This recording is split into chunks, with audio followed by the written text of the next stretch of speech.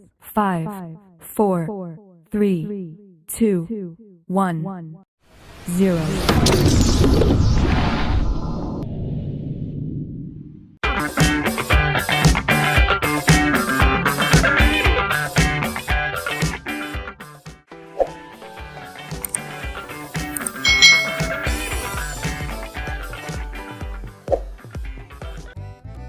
Hai, selamat datang di channel YouTube Kak Citra. Apa kabar adik-adik semuanya? Kak Citra berharap kalian dalam keadaan yang baik, sehat, dan siap untuk belajar ya. Hari ini kita akan belajar bersama-sama untuk mata pelajaran tematik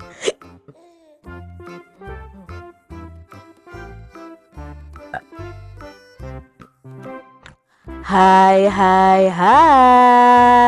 selamat datang di channel YouTube Kak Citra. Apa kabar adik-adik semuanya? Kak Citra berharap kalian dalam keadaan yang baik, sehat, dan siap untuk belajar ya. Hari ini kita akan belajar bersama-sama untuk mata pelajaran tematik kelas 6. Kita belajar di tema 5, wirausaha, subtema 3, ayo belajar berwirausaha, pembelajaran yang ketiga. Mari adik-adik kita belajar dengan penuh semangat ya. Apakah kamu pernah berkunjung ke tempat wirausaha yang menjual mainan? Apakah kamu pernah membeli mainan yang menggunakan magnet? Wah, saya pernah membeli beberapa mainan yang menggunakan magnet. Tahukah kamu bahwa kita juga bisa membuat magnet adik-adik? Yuk kita pelajari bersama-sama. Kita ingat kembali tentang sifat-sifat magnet yang kita pelajari pada pembelajaran sebelumnya. Sifat magnet diantaranya adalah memiliki gaya tarik. Memiliki dua buah kutub, yaitu kutub utara dan kutub selatan. Jika kutub senama itu didekatkan, maka akan tolak-menolak. Jika kutub tidak senama didekatkan, maka akan tarik-menarik. Magnet ini memiliki gaya yang dapat menembus benda tertentu. Magnet juga dapat menarik benda-benda tertentu, khususnya benda-benda magnetis adik-adik. Nah, adik-adik, di sini kita akan belajar cara membuat magnet sederhana, magnet yang bersifat sementara. Nah, dari gambar ini bagaimana ya cara membuat magnetnya? Nah, magnet secara sederhana itu dapat dibuat dengan 3 cara. Yang pertama yaitu dengan gosokan, lalu dengan induksi, dan dengan aliran listrik atau elektromagnetik. Nah, membuat magnet dengan cara gosokan itu dapat dilakukan dengan cara menggosokkan salah satu ujung magnet pada baja atau besi yang akan dibuat menjadi magnet. Cara menggosokkan bahan dengan magnet harus dengan arah yang tetap dan selalu searah. Makin lama menggosoknya, maka sifat kemagnetannya pada magnet buatan tersebut akan semakin kuat. Benda-benda kecil misalnya jarum atau paku apabila didekatkan pada sebatang besi atau sebatang baja tidak akan tertarik oleh besi atau baja tersebut. Hal ini menunjukkan bahwa besi itu bukanlah magnet. Akan tetapi besi atau baja ini bisa dibuat magnet dengan cara menggosokkan salah satu ujung magnet secara tetap di sepanjang batang besi atau baja ke satu arah secara berulang-ulang ya. Ini dengan cara menggosok. Berikut ini percobaan membuat magnet dengan cara menggosok. Nah, adik-adik kalian perlu siapkan nih alatnya, yaitu bisa magnet, lalu paku ukuran besar atau juga bisa baja atau bisa besi ya adik-adik ya. Lalu paku ukuran kecil yang sangat kecil. Nah, langkah-langkah percobaannya bagaimana? Gosokkan paku besar atau baja atau besi juga bisa satu arah pada magnet sebanyak 5 kali. Nah, ini ya, misalnya ini besi di sini atau kalian bisa pakai paku besar, itu kalian gosok dengan magnetnya dengan searah ya adik-adik ya. itu sebanyak 5 kali. Lalu dekatkan paku besar ini yang sudah digosok dengan magnet tadi ke paku-paku kecil. Lalu catatlah pada tabel jumlah paku kecil yang bisa menempel di paku besar yang sudah digosok magnet tadi. Lalu setelah itu ulangi dengan cara menggosokkan paku besar itu 15 kali dengan magnet. Lalu dekatkan pada paku-paku kecil, ada berapa paku kecil yang menempel. Nah setelah itu gosokkan lagi paku besar tadi dengan magnet itu sebanyak 30 kali. Maka ada berapa paku kecil yang akan menempel di paku besar itu. Nah kalian bisa melakukannya ini dengan membuat tabel seperti ini adik-adik. Jumlah gosokannya berapa? Tadi misalnya 5 kali, 15 kali, dan 30 kali. Lalu jumlah paku kecil yang menempel di paku besar yang digosok magnet tadi ada berapa? Kalian bisa tuliskan. Karena di sini kita bisa simpulkan, semakin banyak gosokan itu maka paku-paku kecilnya itu akan semakin banyak yang menempel. Dari pengamatan yang telah dilakukan, dapat disimpulkan bahwa semakin banyak gosokan yang diberikan magnet ke paku besar, maka sifat kemagnetannya akan semakin kuat, sehingga semakin banyak paku kecil yang dapat menempel ke paku besar adik-adik. Jadi kalau yang 5 kali gosokan misalnya yang menempel hanya 1 atau 2, berbeda dengan 30 kali gosokan. Menempelnya pasti lebih banyak. Dan magnet ini hanya bersifat sementara adik-adik, karena ya itu perlu digosok lagi dengan magnet. Kalau sudah hilang kemagnetannya ya perlu digosok lagi dengan magnet. Jadi teknik membuat magnet dengan gosokan ini hanya bersifat sementara.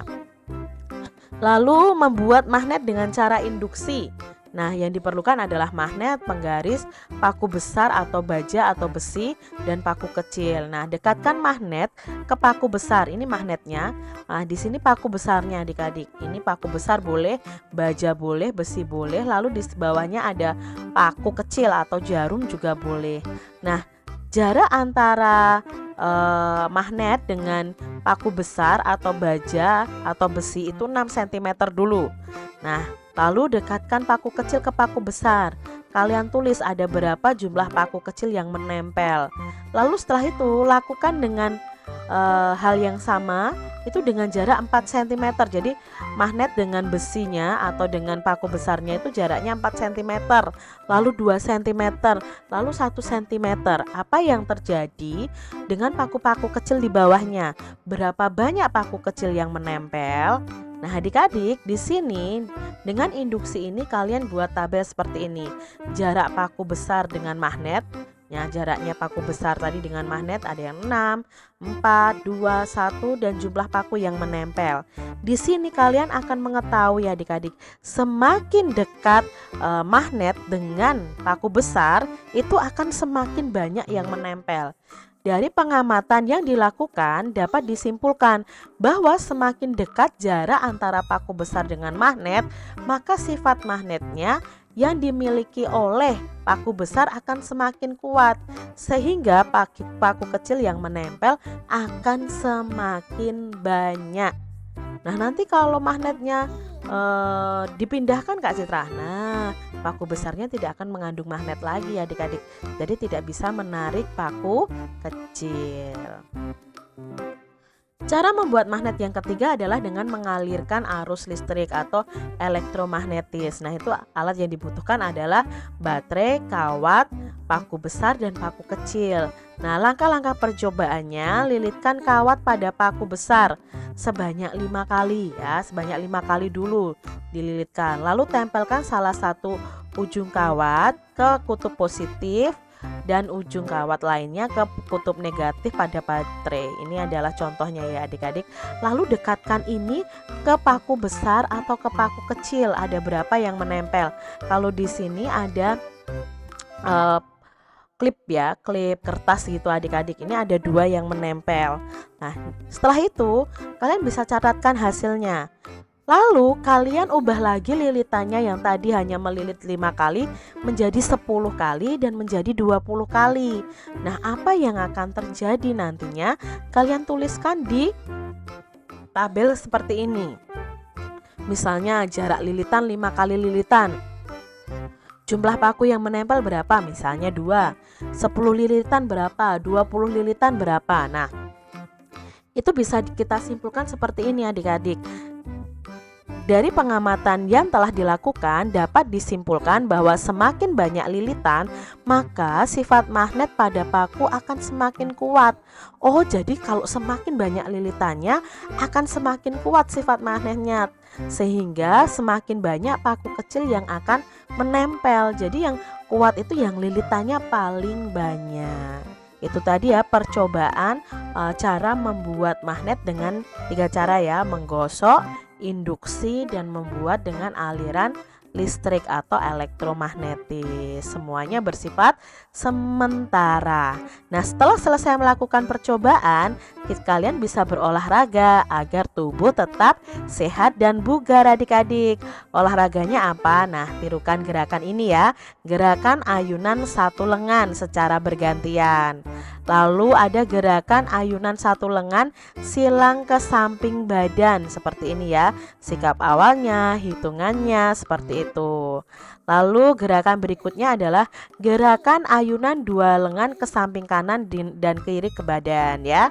Lalu gerakan berikutnya gerakan ayunan lengan silang ke depan dan ke belakang badan. Kalian bisa praktekkan adik-adik. Gerakan yang kelima adalah gerakan ayunan ke samping kanan dan ke samping kiri ya. Tangan dibuka, lalu tangannya mengayun ke kanan, ke kiri, dan kakinya juga melangkah ke kanan dan ke kiri. Gerakan yang keenam adalah gerakan ayunan tangan mengitari kepala. Nah, itu adik-adik bisa praktekkan ya di rumah kalian masing-masing.